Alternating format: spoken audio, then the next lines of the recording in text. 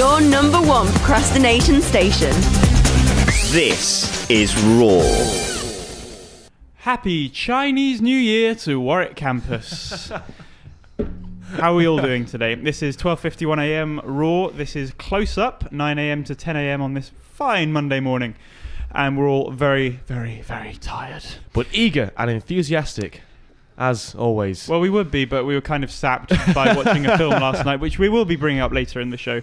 The things we do for our art. The things we do indeed. And we hope that all of our listener out there is enjoying this show. So, Sophie, please let us know that you're awake and listening. But yes, so this is Michael Perry, and in the studio today we have Josh Glenn. Good morning, Vietnam. We have James Warren. And we have the fine Daniel Kelly. Hello, good morning. And I'm just going to introduce the show by bringing up something which was a bit of a niggle this week. Pet hate. A little pet hate. It's like Watergate. Went to see Tinker Tailor Soldier Spy at the Warwick Student Cinema Friday night, 9:30. Masterpiece. And I've got us about 30 people walked out of the film. Can I just ask Warwick campus why that is? I understand to a certain extent the backlash against Tinker Tailor. I think Dan Mountain called it a film with lots of story but no storyline. I think that pretty much accurately sums it up. I don't think it's a masterpiece. I think it's a very good film. I think it's refreshing to see a film that actually prides acting above everything else. It's a film about acting, people acting at each other in a room for however long the film's running time is. It is driven by plot, but I really do think there are issues with chronology. I think there are issues with pace throughout the film. I don't think it's a masterpiece. I think Michael summed it up when he said that it's a film that he loves, but he can easily see why it's hated. Yeah, I was just kind of... It was a mixture of... I'm just a bit annoyed that people walked out because... There were 30 walkouts. Well, How many people going to see That's it? more than Tree of Life. I know. It's more kind of... You've paid for a ticket, and it's Tinker Tailor Soldier Spy, and it's the kind of film... If you're not going to sit to the end of it, what's the point in the first place? It is. Yeah, it's one of those films that doesn't pay off really until the final... It is an endurance test. It rewards your patience and it does, rewards you staying the whole way through. Speaking of rewards, I got a text from Sophie, our one sort of definite flagship listener, saying that she's awake and listening. So, Sophie, shout out to you. Thank you, Sophie. Big up. We do have Juliet listening as well, so that's doubled our audience. I think. Juliet, star of a brand new online sitcom written and directed by Joshua Glenn, myself, and Jack Buckley. Episode 1 premiered yesterday to 500 and something viewers. So if you fancy a good laugh, or as Dan says, a good crack, YouTube it. You know, it's decent. I know you haven't showered this morning, but you've got to feel dirty now. That piece of information did not need to be shared with Warwick Campus, did it, really, James?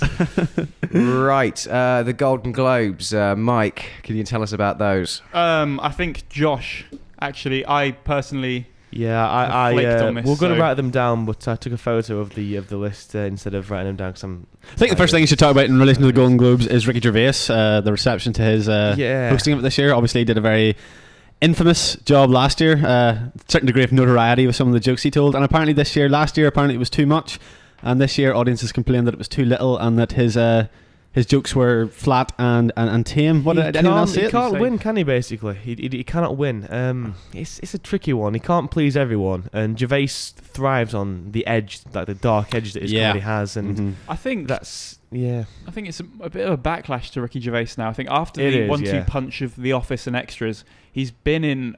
He's done some Cemetery Junction. He's done some fine things, but Life's Too Short was disappointing that was just to many. Deplorable. It was dire. He's really done like The Invention of Lying. He's done some real dross. It has to be said. I genuinely don't think that anybody cares what you say as long as it's funny, and I think that was the problem last year at the Golden Globes. I'm sorry, but just the majority of his material was not up to standard. It wasn't funny. This year, personally, I think is the best job he's done so far. I do think you're right, Josh. I don't think he can win. I think there are always gonna. I think there's some people that are never gonna side with him. Daily Mail readers, essentially. But no, I think you're right there in that regard. I don't think he can win. So we'll blast through quickly the winners of the Golden Globes, and you guys shed your opinions on what they were. Best Picture, Drama, The Descendants by Alex Payne, who made Sideways and Election. Indeed. With George Clooney. Which Sideways I've seen is wonderful, a wonderful film. Election's a brilliant film as well. Yeah, it really is. And I've seen The Descendants. It's also a really, really strong film. It's like most of Alexander Payne's other stuff, it's quite low key, with a focus on performances and sort of soft humor and drama. But it's very touching, and it's really well made, and it's beautiful. The Hawaii, it's set in Hawaii. Large portions of it are set in Hawaii, and it looks absolutely gorgeous. It's a very warm film. It engages the audience, really wonderfully. And George Clooney's fantastic in it. Gorgeous George, of course. Yeah, and he, of course, has won Best Actor as well, I believe, and he deserves that too. Yes, he has won Best Actor, which is I think nobody's going to argue with. George Clooney, Best Actor. Anybody, any qualms with that? Really fine performance. I would support it. Like, really good. Not seen the film, so I can't really say much about that. It's just strong. George Clooney can win anything, any day. Understated, charming, and sympathetic. I mean, that's what it is, and he's really, really good at it. Best musical or comedy, The Artist, which has had surprising mainstream appeal. I believe it's been quite my popular. flatmate actually said he. This is actually probably well known already, but in Liverpool, 30 people walked out or something because it was silent. There was another Tinker Tailor Gate, and apparently they walked out because it was silent. Not seen the film yet, but it has generated that mainstream publicity. I think Mark Kermode said it was proof that silent cinema could exist alongside mainstream non-silent cinema. Personally, I think that's complete rubbish. I'll gnaw off my own foot if this introduces a new silent film. It's a silent film about the silent film industry and about lost Hollywood. I think, from what I've heard, it's being called a great film. I'll reserve my judgment for when I've seen it, but I think it very much will be a one-off. It's got a dancing dog in it too, apparently. So that's surely... Which leads me nicely on to the Best Actress, which is, to no one's surprise, Meryl Streep. Oh, yeah. Does anyone, in the year that Meryl Streep gives a performance like this, is anyone surprised that she won Best Actress? Shane. Always a Shane. Yeah, definitely. Best Director, Scorsese for Hugo, which was a cracking, gorgeous film. I can understand really that. Nice film, really heartwarming. I shed a few tears at the end, I'm not going to lie. Michael, you also enjoyed the film? I very much enjoyed the film, yeah. It was I think just brilliant. Great love story to cinema and George Lumiere. Just fantastic. It was definitely, when it's on at the Warwick Student Cinema, we will plug it then. But for sure. Check it out. Best Actor was Jean Dujardin for The Artist. Is that in Best Drama, Best Musical Drama? Musical or Comedy, anybody... Nobody's really seen not really familiar with the guy, but again, as James was saying, the film is certainly, might not spark a new movement in silent cinema, but it certainly seems to have hit a note with critics and awards panels, so it's no surprise, I don't really think. That's nice. Best Actress, Musical Comedy, was Michelle Williams for My Week with Marilyn. Anybody here seen that? No, but I can get behind Michelle Williams and she's in anything. Previous track record.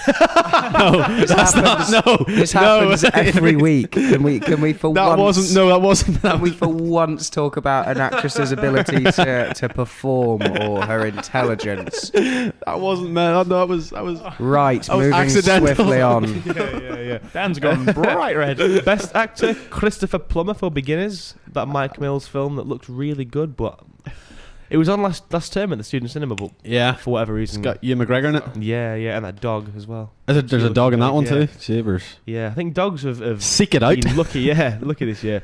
Best Supporting Actress, Octavia Spencer for The Help.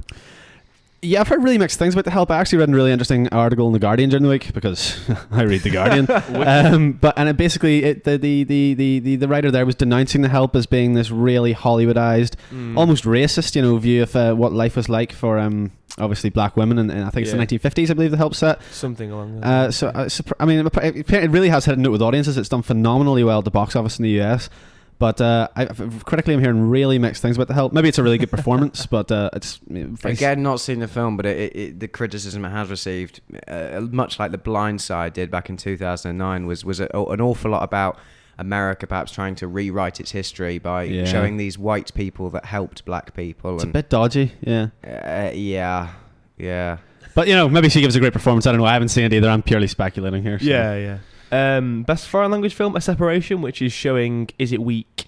It's this week. I want to say. It's this week or next week. Yeah, it's in the next. It's in our 2 week sort of parameter. For Yeah, we've written it in the dossier. yeah. So go and check that out. It's best foreign film, best animated film, Adventures of Tintin. Quite a conservative choice there. It's a good film, solid adventure, yarn. In the year of Rango, but it's no Rango. Rango should have picked that up, especially in the year where Pixar released a dud like Cars 2. It should have been Rango's year. Yeah. Best screenplay: Woody Allen, Midnight in Paris. Return to Form, maybe. Apparently so. Apparently that's the word in the street. I haven't seen it yet. Crossed. Apparently him and Owen Wilson actually being good for once. Wow.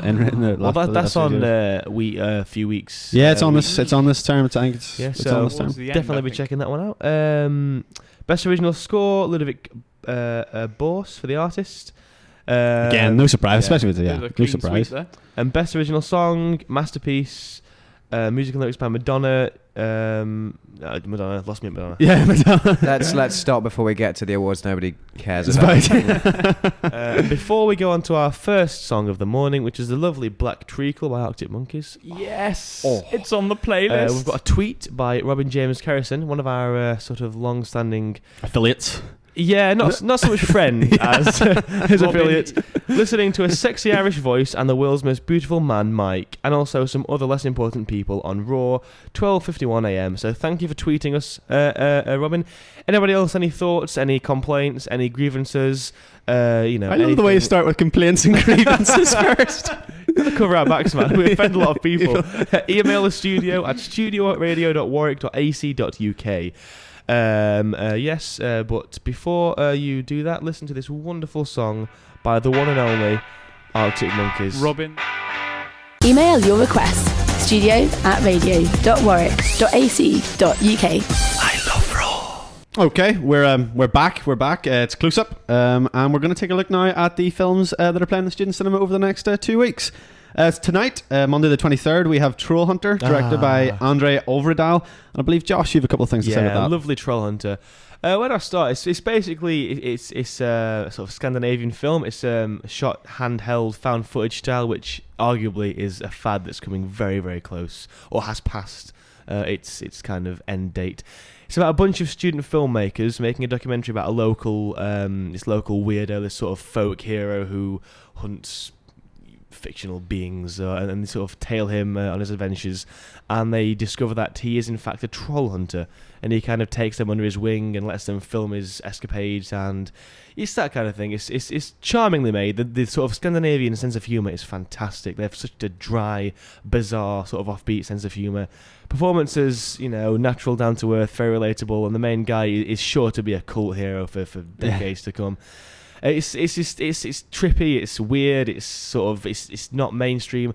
It's a great laugh. It's a fantastic Monday night. You've got nothing better to do. Just go and see it. I'm going to be there. How's it compared to other found footage films of the type? I think you're kind of suggesting it's got more of a comedic touch, but how does it compare to stuff like Blair Witch Project or Paranormal Activity? It's a lot more straightforward and enjoyable. Paranormal, the first one was interesting and new, then it kind of diminished its returns in the sequels. This one is going to be remade by Chris Columbus, I believe. In America, it's being sort of the auteur. Produced to the auteur, Chris Columbus, auteur for hire. So before that happens, just go and see it, because it's a rare, beautiful, if not slightly irritating by the sort of gimmick it uses. But it works, it works. Definitely give it a try. One to go for. Good One stuff. to go for. Tomorrow, as part of the Student Cinema's Oscar Tuesdays, that's Tuesday the 24th, we have Billy Wilder's Sunset Boulevard, which I believe, Mike, you can spearhead that one. Yeah, I think we all have something to say about Sunset Boulevard. It's we're all film students, so I think it was the first film we actually watched. That we saw this year, yeah. I think we'll all agree that it's a very, very good film. Yeah, very distinctive. It's definitely worth a watch, I would say, yeah.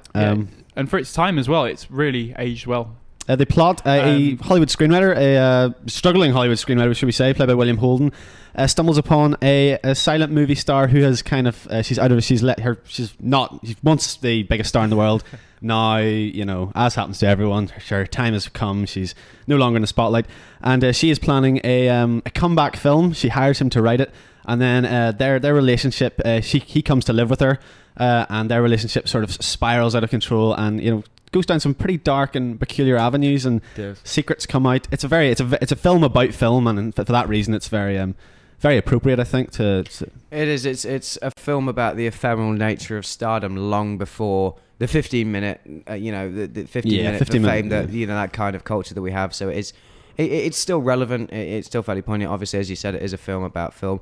There's always, when watching films like this, there are certain perhaps gestures, certain uses of direction we would consider now to be less subtle.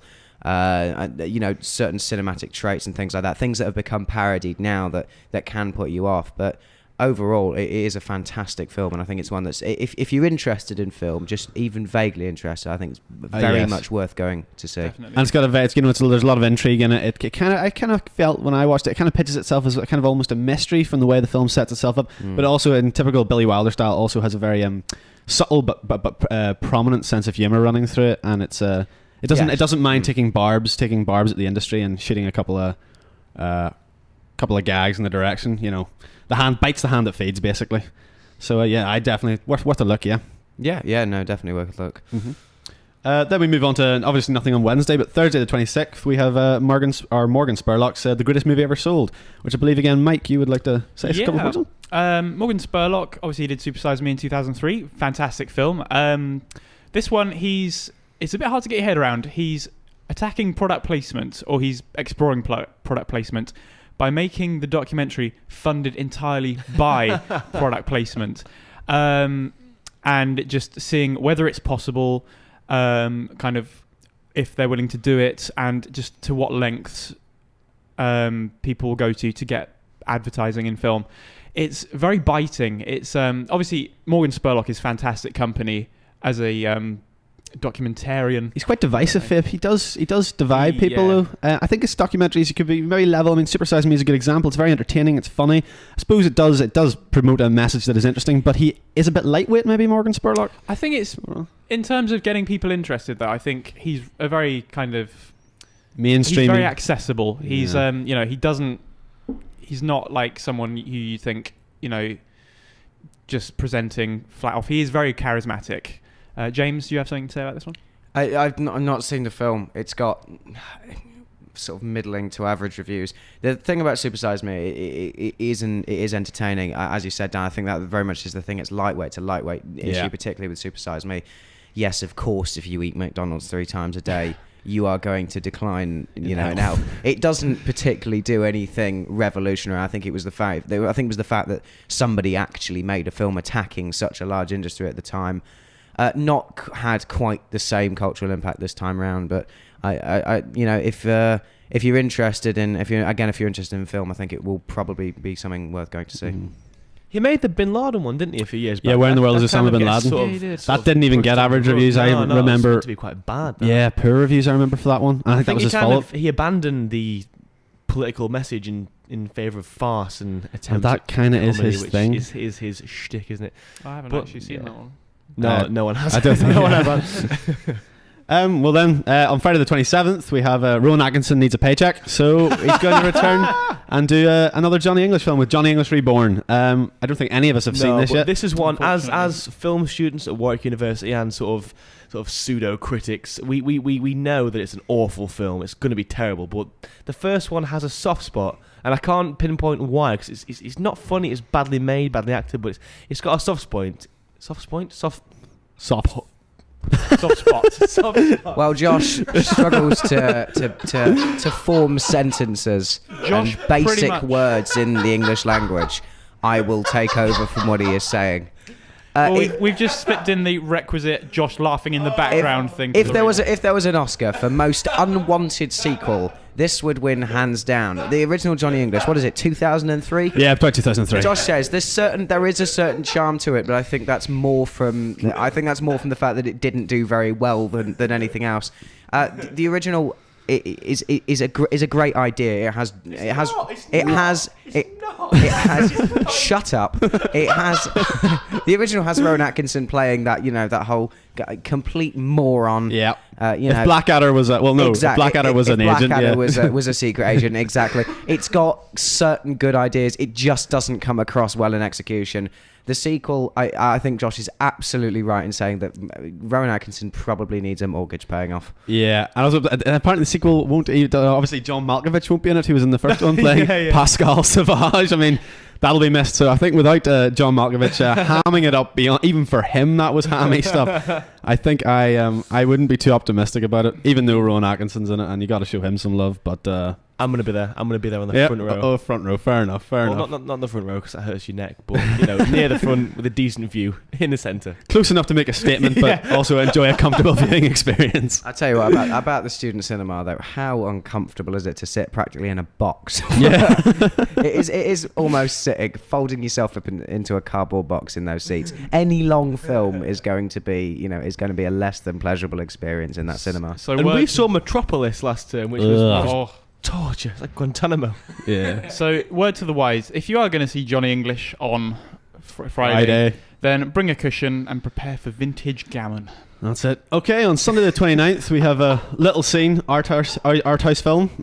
Probably not many of you will have heard of it. It's The Lion King, directed by Rob Minkoff and Roger Allers. Apparently, little Disney film came out about never heard of it, mate. 1994. Never heard of it. Nah, sounds stupid. But anyway, Lions. the plot is it's set in Africa, obviously, talking animals, that sort of gear, and sounds realistic. The plains are ruled over by Mufasa, who's a noble lion king. Unfortunately, Mufasa meets a sticky and somewhat planned. Well, it's not sticky. Sticky. What? He gets trampled by some wildebeest, which is effectively like a human being trampled by chicken nuggets. But no, so Mufasa unfortunately is out of the frame, and his evil brother Scar steps in to take control of the Pride Rock, banishing Mufasa's son Simba to the to the outskirts, to the wastelands.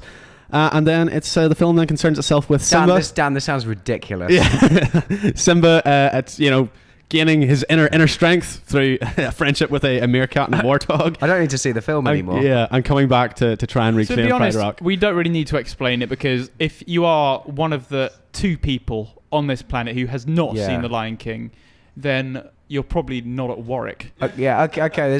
There are a couple of interesting things about The Lion King. The fact that most of Disney's A team, as they like to call them, animators working on Pocahontas at the time, The Lion King meant to be a side project, meant to be almost straight to VHS release, turns out to be the better film. Yeah, it is one of Disney's best films. It is. There are certain things, if you know more about that area, ripped perhaps from Japanese animation, certain copyright issues, certain things, that have come up. I mean, if you actually look back over the history, it's fairly obvious what Disney have done. But credit to Disney, they did a very good job with what they stole, in inverted commas. So it is a very good film. It does have a big heart. It has some great songs by Elton John. It's Oscar-winning songs. Yeah, it is a very good film. It's a stunning film, and I defy you not to cry. Yeah, I think that's definitely one worth checking out. The Lion King on the big screen is definitely one. Right, we're going to take a short break now for Florence and the Machine with No Light, No Light. We'll see you after the break. 12:51 a.m. is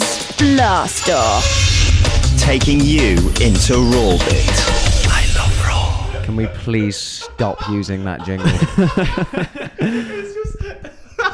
Rawbit, what is that? Anyway, Dan. Okay, I'm picking it up where we left off. We're halfway through looking at the Student Cinema's schedule for the next 2 weeks.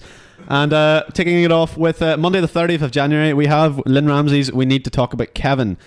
I've seen We Need to Talk About Kevin. It's about a family that falls apart due to an act of violence committed by their eldest, Kevin. The film basically concerns itself with the castigation that the mother of this family, played by Tilda Swinton, has to suffer in the community through Kevin's actions, and basically explores nature, the classic nature-nurture question of can someone be born inherently evil, or is it the fault of their parents if they turn out to be so? We need to talk. It's a vicious film. It's not a film you'll enjoy watching, I should say that. But at the same token, it's there's a lot of artistic merit in it. Tilda Swinton gives a phenomenal performance. In fact, I'm actually surprised when we ran through the Golden Globes that she didn't come up. Her performance is really strong, understated. Mixed feelings about Tilda Swinton as a general rule, but she is fantastic in this. And Ezra Miller, who plays Kevin, is just, for such a handsome young man, he is terrifying in the film.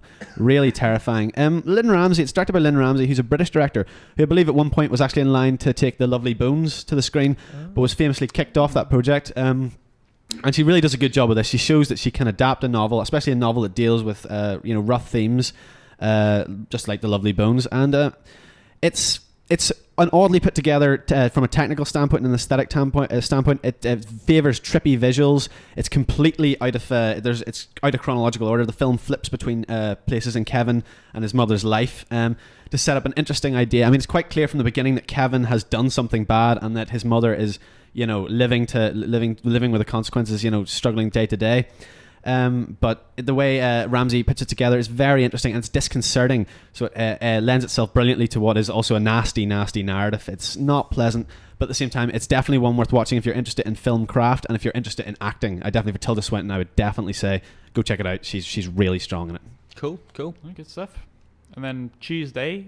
Tuesday the 31st, we have Ang Lee's pretty famous Crouching Tiger, Hidden Dragon, and I think James is going to give us a spin on that one. Seen this film a long time ago. From what I remember, I did enjoy it. I think the general consensus is that it was one of the first Chinese exports to the mainstream Western cinema that really worked, that really got audiences' attention. It's obviously won a lot of Oscars.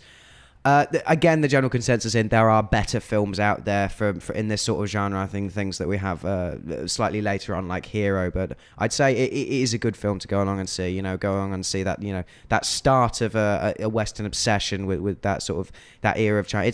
It's about a man who has been a warrior for all his life and trying to get out of that cycle, and it very much about the cycle of violence, about trying to leave it. It's a theme that runs through a lot of Western films, so it's kind of interesting going back to that sort of perhaps Hollywood seeing its own sort of cinematic history reflected back at itself through another culture. Definitely a film worth going to see. Can't really say much more about it than that. This one is sorry. Oh, sorry, I was just going to say, I seem to remember at the time, it's quite a long time ago, I think Crouching Tiger, Hidden Dragon's 2000, so, we're going back a number of years. It was a foreign film, that rare thing, a foreign film that really crossed over to American audiences. I think it was quite a large box office hit, I believe. I seem to remember that. So that's always interesting to note that the film has managed to gain a more universal appeal when it came out. It does also have the title Crouching Tiger, Hidden Dragons. Bulletproof Monk, when that came out, didn't do so well. Anything the title like Bulletproof Monk. No. We should also just say as well quickly, this is the KPMG free event this term. And last terms was the Butterfly Effect. I've got to say that they're going downhill with film choice. Yeah, Butterfly Effect masterpiece. This time, Crouching Tiger. What is? I've never heard of it personally. But but last time we got free pizza. Yeah, so, and a free pint. If you want to, oh, you did it. Yeah, we did. Not that drinking's good. It's bad. Don't do it, kids. Except when it's free. Thursday the 2nd, yep, where of course no films on Wednesday. We have the aforementioned The Separation, which we talked about. Nobody here's seen it, but it did pick up the Golden Globe for Best Foreign Film this year, so that's a strong indication that it's maybe not a bad film. Also free for Warwick Student Cinema members. So you've no excuse really. It's a good week next week. And moving on to the Friday the 3rd of February, we have what we've all been waiting for this. I'm quite looking forward to it anyway. It's Steven Soderbergh's Contagion, and I'm actually not looking forward to watching the film again, but I am looking forward to hearing what James has to say about it. Just to give you some grounding here. Last night, we realised that none of us had seen it, and Dan had a copy, so we all thought we'd get the pizza in and just crash down and watch it. But unfortunately, put 7 people in a room together with Contagion. Yeah. Boredom is contagious, and opinions will fly fast. So James, that's the reason we're so tired. We are tired because we suffered for you people out there, or you person. Sophie. People, Robin's in as well. I love you, Robin, as well. Right. Yeah. Right. Contagion, directed by Steven Soderbergh, with an ensemble cast including Matt Damon, Gwyneth Paltrow, Marion Cotillard. Awful lot of faces in there. Right, okay, the first one is, I have never seen a film that looks so ugly. They say about Terrence Malick, the Terrence Malick films, The Tree of Life, Badlands, Days of Heaven. You can take any frame from one of those films and hang it on a wall, and it'd be a wonderful addition to your home, a wonderful picture. There is not a single aesthetically pleasing frame in this entire film. It is a mixture of greys and blues and greens, tinged by a sort of a greenness that is perhaps trying to get across the fact that everybody in the film is sick and ill. The performances, okay, I understand understatement, I understand the understated performance, but when every single actor in the film and actress understates a performance, you end up with an experience akin to drinking flat warm Coke. It's just nobody cares. there's just something about this film that's so flat, that is so that's not driven at all. Or everything, it's just talking. The plot of the film: a mysterious virus sweeps through the world. We see it from a US perspective, and using the ensemble cast, we see it from various different perspectives. We have Matt Damon loses his wife very early on in the film, loses his son. We have it from the view of the American government trying to work out what's going on. We have pharmaceutical companies. We have Jude Law playing a snake oil salesman, somebody selling a bogus cure. All these different perspectives. The problem is, everybody plays it the same way. Everybody plays it like they're on drugs. The whole film is on some sort of stupor-inducing narcotic that just make it. Quite honestly, by the end of the film, I didn't care about enough. I was on the virus's side. I didn't care enough about any of the characters in this film for me to want to anybody to live. It's just there's no emotion. Matt Damon's character understates, doesn't seem to react at all to the death of his wife, the death of his son. Nobody else reacts to anything. I'm sorry, but it is just the drabbest film I've seen this year, and one of the most boring. I am so surprised that it's such a low-par effort from Steven Soderbergh. The thing is, it's a really good premise, because it theoretically, in the right hands, it could be terrifying, because this is something which could actually happen, but it's just so flat. It's just so dreary. That whole idea of the invisible killer, that, essentially, as we said last night, zombie films are driven by kind of political allegories about people reacting to panic and fear, about people turning on each other. There's a point in Contagion, and it is a long film as well. It's about 3/4 of the way through. The film finally gets to where it needed to be, which is about people turning on each other. It's about the panic. Panic is contagious, I think, is the little underlying thing. Exactly. There's a little.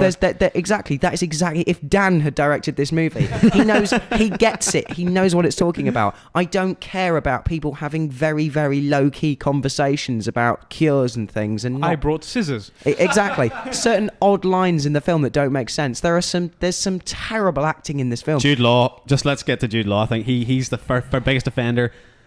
Doing the worst Kiwi accent, is it? We don't have time to reel off the reasons we loathe Jude Law in this movie. I think, to be fair, for the film, I'd hate to make an epidemic film after The Happening. Yeah, well, bar was that high. Oh, God. Especially, actually, I think someone else commented yesterday. I'm not going to take credit for it, because someone else made this very intuitive link. Matt Damon, there's a bit of the Wahlbergs about Matt Damon in this film for sure. Matt Damon is doing an impression of Mark Wahlberg. Now, if you've seen the SNL sketch of Mark Wahlberg talking to animals, this is Matt Damon talking to himself the entire film. I just don't care. Steven Soderbergh, very famous for those little cuts. If you remember the Ocean film, it's about little very maybe split screen, which is used occasionally in this film. Just little tiny little cinematic touches. Like in the Paul Greengrass Tale, very quick edits, very quick cuts and things. The problem is, in this film, there's nothing interesting to cut to. Yeah. So we just get a shot of somebody walking, or a shot of some concrete, or a shot of the sidewalk, or a shot of the sky, which is overcast in a sort of horrible, boring, dramatic, pathetic fallacy of illness and sickness and sorry.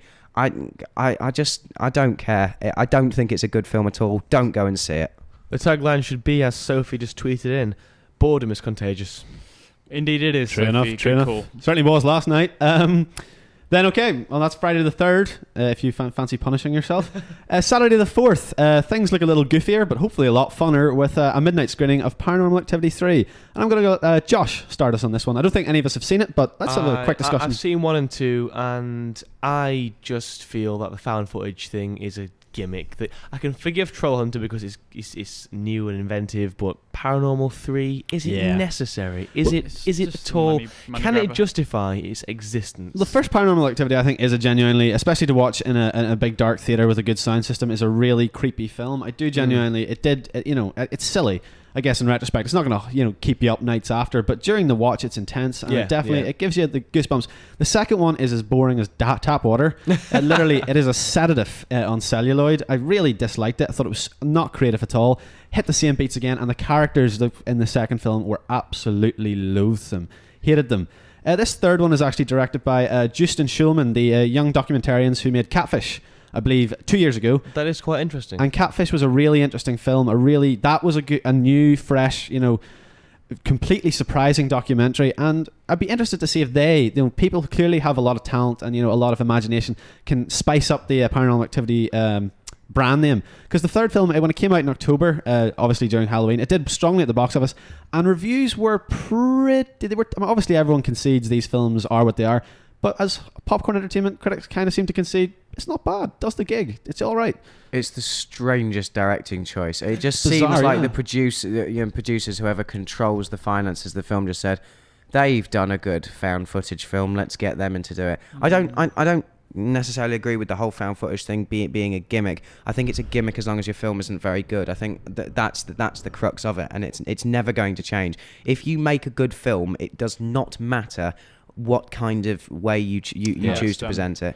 I think the also thing about the found footage things, it comes in roundabouts. As soon as duds start coming out and the box office drops, it disappears. A la the Blair Witch Project, it kicked it off at the beginning of the noughties. But then when the poor films started coming out, such as the Blair Witch sequel, it went away for 10 years. Paranormal Activity comes out of the framework, bit of a surprise. It's we haven't seen it in a few years. That rejuvenates it. But now duds are starting to come out again. I know that Apollo 18, which came out at the end of last year, was direly reviewed and did so poorly at the box office. And if films like that continue to come, it's going to go away again. Well, it's a gimmick because you can just sense the sort of the sort of that. You kind of know what kind of film you're going to get. It's Hollywood jumping on the bandwagon. That committee. They're cheap as well to make. Committee dreamed. Yeah, that's it. It's sort of it's just so committee driven and so jumping through hoops and lowest common denominator.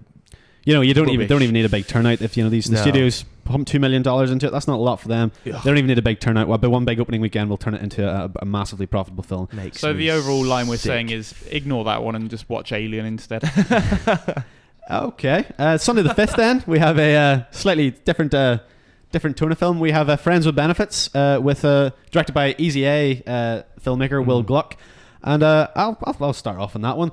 I think it's a pretty average film. I mean, the plot line is Mila Kunis and Justin Timberlake are hotshots, young executive hotshots who are a bit unlucky in love. So they decide that why bother with all the relationship stuff when you can just have good, honest to God sex. So they decide to get together, make an arrangement to bump uglies on a semi-regular basis. But then, of course, guess what happens? Do they fall in love? They might just do, James. Right, don't need to see it. Okay, this film, the first thing I'd say is it is it's a phenomenally glib film. The film, I think it thinks it's a lot smarter than it is. Every line is a dry barb at the rom-com genre or at the conventions of the rom-com. And I think the problem with the film is it for something that seems to think it's above it and takes barbs at all time, it falls it's so not clever close enough in to line. avoid it. Yeah. Well, Easy A was similar in that it was sort of a deconstruction of the high school genre, but it had Emma Stone at the Much centre, smarter which was, as well. which let you forgive it.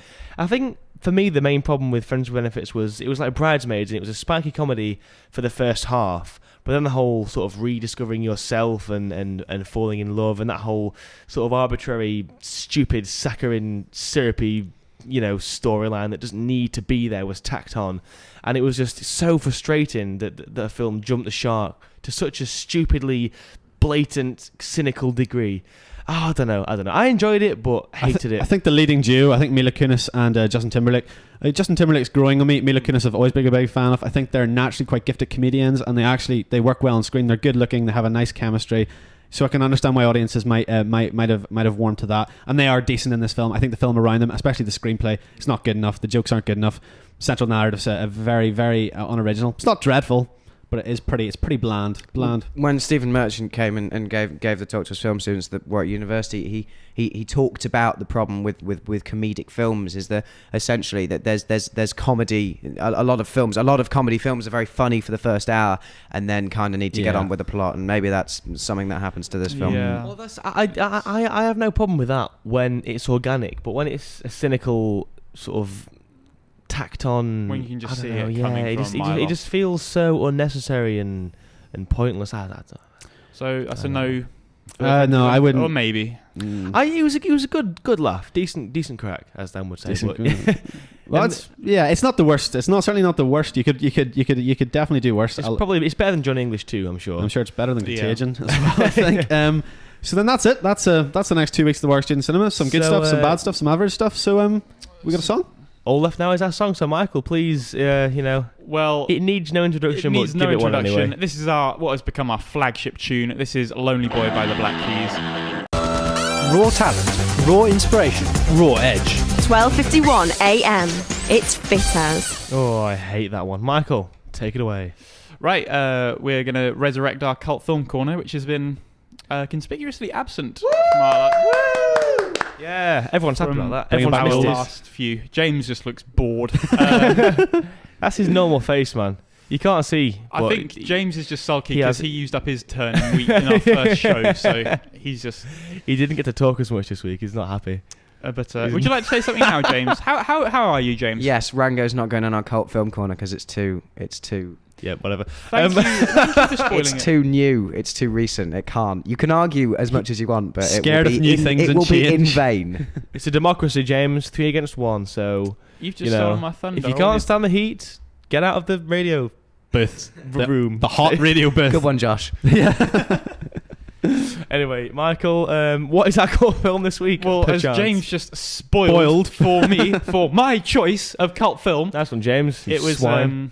it was this year's or last year's Rango by Gore Verbinski. I know it is a recent film, but it really split people down the middle, and I've got to say, it's a real love-hate film. The people I've talked to about it who like it absolutely adore it. Dan, Josh, I think you're in the same boat here. It's a splendid film, yeah. It's, You've got my vote, definitely. Directed by Gore Verbinski, animated, starring Johnny Depp as a unnamed lizard who gives himself the moniker Rango. He is an aspiring actor. Bear with me. And he's lost in the desert. He finds a town called Dirt, and it kind of follows. He's trying to reinvent himself as the Wild West hero, and it's just, as animated films go, it was marketed as a family film. I've got to say, kids, do not take your kids to see this. If there are any students on campus who have kids, do not take your kids to see this. But it's, it will weird some people out. Other people, you will just be. I think the people that will get the most joy from it are people who are sort of read up on film lore, because it pretty much is Chinatown in animated Western form. It's got references to 2001, Apocalypse Now, the spaghetti westerns of Clint Eastwood, Sergio Leone. It's just, there's so much to adore. I mean, there's stream of consciousness, existentialism. There's so much. It to does it. really. It's so. It's a very rich film. It and is. It deals very delicately, yet accessibly with the idea of identity. Yeah, I think because the whole obviously fame he's thing. the character of Rango is a kind of like he's an actor. He fancies himself as an actor, but he hasn't found himself in the world, and so he creates this persona, and he goes out to try and to fill the boots of this idea of the perfect sheriff. It's a tremendously, it's not maybe, as Josh said, it is Chinatown essentially with lizards, but it is, the story is engaging. Charmingly. It's well paced. The characters are yeah. fantastic. It's got a great hero. Rango's really lovable. The bad guy, Rattlesnake Jake, is probably one of the most terrifying bad guys I've seen in a kids film. And it's the first film by ILM, their first animated endeavor, and it looks absolutely superb. gorgeous. It's Beautiful looking. If you watch it on Blu-ray, your eyes will just pop. Yeah, It is yeah. fantastically animated. It's a gorgeous film. If you can find it. It was on the all-nighter last term, and if you're It lucky was. enough to be there and catch it, you'll know what we're talking about. Unless your name's Robin, who hated it, but he's, I still love you, Robin. I don't. I love you, and I will give you your money. Just a little tangent there. But I'm going to put Rango forward as a cult film. I know possibly too early to tell, but I think it's on the tracks to become a future big cult film. And for me personally, one of my favourite films of 2011. Yeah, Don't know about you definitely. guys. Say, no, in my top 10. In my top 10. Should have won at the Globes. What do you mean it Over did? 10-10. It did win. As far as I'm it concerned. did. Oh yes, fair enough. It's 9 in the. To hell with 10 Tintin. now. James has that look of murder in his eyes. It's you don't put a film in the cult film category and too early because you want to avoid a knee-jerk reaction. Well, guess what? It's in. We just did. James, why do you hate me today? Can I just ask? James hates everyone all the time. But today he's just being so mean. What? It's you've got your hat on under your headphones. What's up with that? I know what'll cheer you all up. I'm going to fade in our feature song of the week. It's Does Your Mother Know by ABBA, sort of as a tribute to the wonderful cinematic masterpiece that is Johnny English 1. So while this is... Michael's laughing there. What? You think I'm being sarcastic? I'm Great sentence there. So I think that's it from us at Close Up. We're all tired, all going to go back to bed. We hope we gave your morning some Kick. sort of kick, bit of light relief. Yeah. Well, that's it. Goodbye. See you in 2 weeks. Yeah. See you Thanks in 2 very weeks. much for listening. Yeah. guys. Goodbye from me, Joshua Glenn. And goodbye from me, James Warren. Goodbye from me, Michael Perry. And me, Daniel Kelly. That wasn't at all laboured. See you next 2 weeks' time, guys.